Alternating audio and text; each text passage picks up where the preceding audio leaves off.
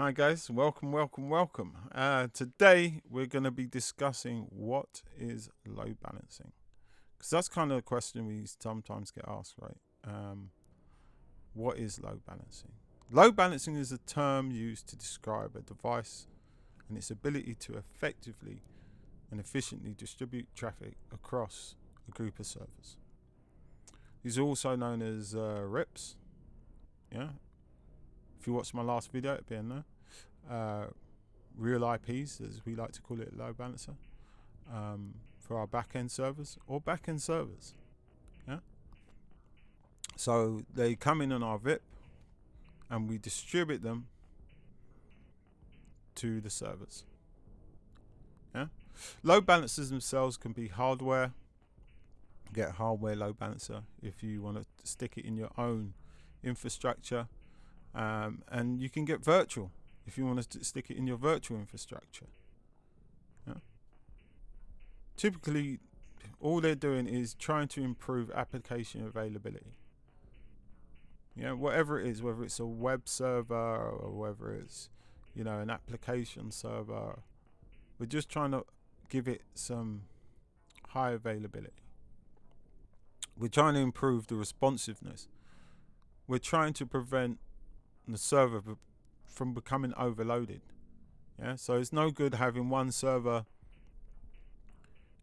in your pool or your farm with 400 users on it, and users complaining that, hey, you know what, this is really slow, and you got 2 to 3 other servers with 2 users on it. We want to distribute all the users evenly across all the services then, right? Across all the servers, and that way we're giving the servers headroom to do what they need to do and the users headroom to be able to work, whether it's on virtual desktops, whether it's applications, whether it's a file server, whatever it is. We want there to be balance, just like the force, right? Anyway, there are 3 main types of load balancing, or 3 main types that comes up quite often that we see, which is layer 4 load balancing, layer 7 load balancing, and global server load balancing, which is also known as GSLB. Layer 4 and layer 7 typically refer to the OSI model layer. So what level of the OSI model layer we're load balancing. Layer 4, we're typically looking to load balance TCP and UDP. And at layer 7, we're going to be load balancing those higher level protocols at layer 7. DNS, RDP, HTTPS, what you use for websites and stuff like that. We're going to balance those at layer 7. So what is GSLB, global server load balancing? Typically it's still load balancing, right?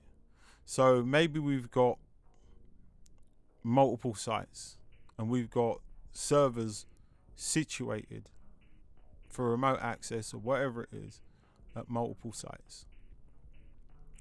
Now we want some users, let's say in site 1, which could be in the UK, going to UK servers, and we've got other users at site B who are situated in the US.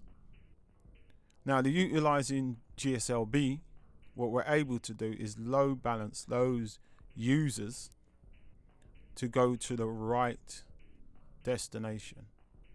Okay, so all the users in America are going to go to data center in America.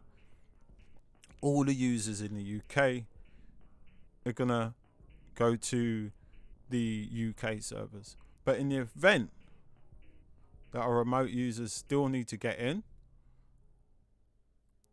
and let's say site A in the UK is down, they've still got the ability to go to site B in the US. So typically we're still doing load balancing, but doing it at the global level, between sites, multiple sites, but still load balancing the servers at the back end. I hope that makes complete sense to you. and I hope you enjoyed this video. I'll catch you in the next one. Peace.